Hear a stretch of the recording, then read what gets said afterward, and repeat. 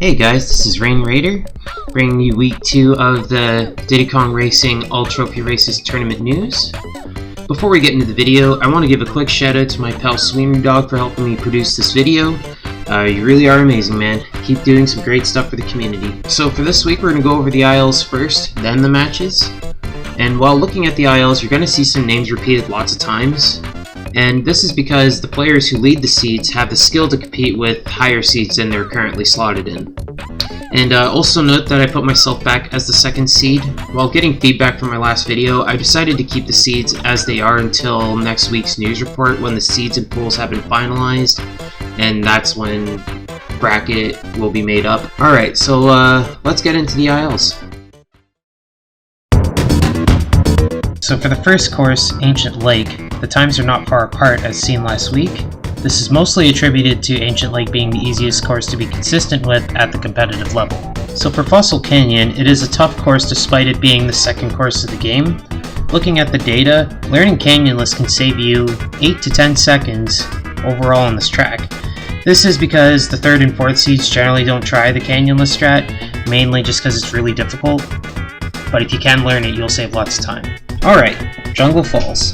It is a well-practiced track, lots of small things to learn if you want to go fast here. The differences in times reflect how much players have studied this track. Hot Top Volcano, the first plane track in the game and one that features an out of bounds. The PB gaps have shrunk here a lot comparing to last week. This proves that most players can perform the out of bounds and are capable of getting a competitive time. Whale Bay is the first hover track in the game. It is an easy course except attempting to jump the whale. The skill gap here is surprisingly small considering how difficult it is to master basic hover mechanics. Pirate Lagoon is a hard hover track to master when trying to go fast. Top players can chain zippers and blue balloons fluently, effectively saving them lots of time each lap. Crescent Island is one of 2 tracks in ATR that have no blue balloons available, therefore having a good handle on your car ability will reward you a good time on this track. A hit or miss track, or just miss, is what most players would describe Treasure Caves. If you can hit the jackpot here, that being chaining the blue balloon with zippers correctly for all 3 laps, you can get a time similar to what Obio currently leads with. Everfrost Peak is the second plane track in ATR and the first inbounds plane track. The less you rely on A button for acceleration, in other words doing chain barrel rolls, the faster you go, and you can pick up insane speeds if you can get many barrel rolls chained together. Obio's time here will be difficult to beat as most top players consider it a feat to break just 1 minute here. Walrus Cove is a very inconsistent course for players of all skill levels. You can lose up to 10 seconds combining all the bonks and encounters with the ice that you'll inevitably get into. Definitely recommend you guys practice this one. Congrats to Nordic for pulling off a low 118 in his run. It is a very amazing time and it'll be very difficult to beat for the tournament PB. Snowball Valley is a fast and furious course. Very narrow roads to travel up or down while going at boost speeds, making it frustrating but an entertaining course. According to the data, it seems players in general are pretty skilled here. Frosty Village, a moderately difficult course, mainly due to zippers being in hard locations. A smooth bonkless run here will give you a solid time. And other than that, not much else to say about this course. Boulder Canyon is the toughest hover track in the game. The tricks you have to perform in order to get fast times here are insanely difficult. This is why you will see a big gap between the high and low seed times here. Greenwood Village, similar in difficulty to its Frosty twin, but adds to it a more frequent meeting with the green balloon items, so the oil spills, mine balls, and the bubbles. For the most part, not a large gap between the seeds here. Like last week, Windmill Plains will once again feature the greatest time disparity between the high and low seeds. And the reason for this, it depends on whether or not you're able to do the out of bounds and complete it. It's really hard to do, so not many players will attempt this trick. And not to mention that it's the 15th course in the run, so if you do get the out of bounds here and miss it, it's really disheartening. Haunted Woods, a really tricky and fast course despite having no blue balloons on it. Most players like playing here in spite of its difficulty. And the first feed aside, this is the smallest gap between the 2nd and 4th seeds we'll see out of all the courses. Space Dust Alley. This course has many bad nicknames for it because it destroys countless runs for many players. You can go fast or slow, there's a bonk waiting for you around the corner most of the time, and because of its difficulty, you can expect the large gap between high and low seats here to stay that way. Dark Moon Caverns is what I believe to be the hardest kart track in ATR. It is basically a roller coaster of a course with many bumps and turns. Consider yourself a great player if you can go fast and survive this brutal track. Star City, the last car course of ATR, and yet another hard course to race on. It is interesting to note that the seed times here are almost evenly spread apart. Spaceport Alpha is home to a lot of runs going sour, as seen in many runs in this tournament. This is because the out of bounds is moderately difficult to pull off, and the mental pressure of it being the last course of ATR. Be sure you're mentally prepared to tackle this out of bounds here, as players of all seeds can perform the trick and complete this course 30 or more seconds faster than going it glitchless.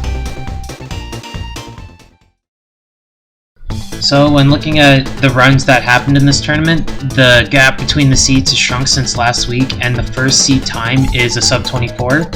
It's much faster than I predicted, and the first seed strength is quite fearsome indeed, especially the one that currently leads them.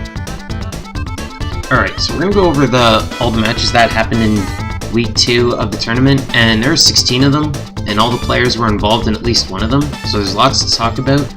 We're going to start with myself versus Koi Conrad. A fairly good match from both of us. I now finished all my pools and officially placed first in the seed, so I will be moving on to bracket as the first seed. Then we have Atomic Otaku versus Andy Bundy, and both players showing lots of potential and promise in this game. Atomic Otaku is really killing it in plane, and he improved his race time by over a minute from his last one. So we'll see what more he can do in his third match. And then Andy Bundy, despite being a new player to the game, is also showing a lot of promise and getting a good PB in his run too, so both players played fantastic in this match. And then we have Peaks Deprez versus Mano. And then, although Peaks having an unfortunate incident at Spaceport Alpha, she still pulled out a great run. So clearly she's capable of getting some time within the 26-minute range, so it'll be pretty exciting to see what she ends up with down the line. And Mano, who also had a lot of unfortunate incidents, but appears to have some potential as well, so keep working at it. Next we have Joe D'Amelio versus Dr. Fish, and Joe, although looking a little rusty from the game, he still pulls out the victory. And although he likely wants to improve his time, because 27:10 isn't a good time for him. We will want it to be stronger to be placed higher in the seats. And Fish improving his last run by over a minute, he's showing lots more improvement thanks to all the time trial practice and now ATR practice he's been putting in, so keep it up. Next we have Dallerben versus Giz, and Ben during this run had a really nice windmill planes out of bounds, and although in many cases they had a shaky race, they both played well. Just a note about Ben, he is a rising player, recently just entering the top 10 in time trials, which is, like, people who make it to the top 10 in time trials really show like a lot of promise in the game, so we could expect to see some greater things from him in the future. And Giz, currently the number 1 of ATR, shows us why he is by getting his first sub 24 run with his first race of the tournament. So he's going to be a very hard opponent to beat going forward. Alright, so next we have Halul versus Andy Bundy, and after this match, this gives Halul 2 wins, assuring his place in bracket as at least the 2nd seed. And he will try also to get a better time for his ATR, so he is placed better in the bracket. Next we have Sweenerdog and Peace Deprez, and Sweener performing well in this race, giving a good chance of getting 4th within the first seeds after this 24-19 time. And although Peaks lost, she won her other 2 matches, so she will be moving forward in bracket as well. Next we have Andy Bundy versus Nordic Boa. For Andy, this is the last race of the tournament, but finished strong with the strong Spaceport Alpha out of bounds, and his strongest run with 33.06, so well done, Andy. Hope to continue to see you play this game. You're showing lots of promise. Nordic's starting off a super strong run, getting a time within 12 seconds of his PB, and definitely one of the players that can win this tournament, because he recently got a sub 24 run going from Ancient Lake, so he can compete with Giz. Alright, the next one we have is Koi Conrad versus Bando, and Bando getting a better time in his run and having some really strong tracks assuring his win in this match. And Conrad getting a 28.59, exactly 2 minutes improvement over his last race, which is really good for him. And both players having an insane Spaceport Alpha, getting the out of bounds without the shield.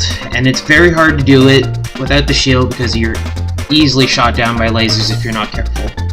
Alright, now we have Nordic versus Halul, and unfortunately Halul could not finish his match due to an emergency. So, hope everything's okay and that you're able to still continue the tournament.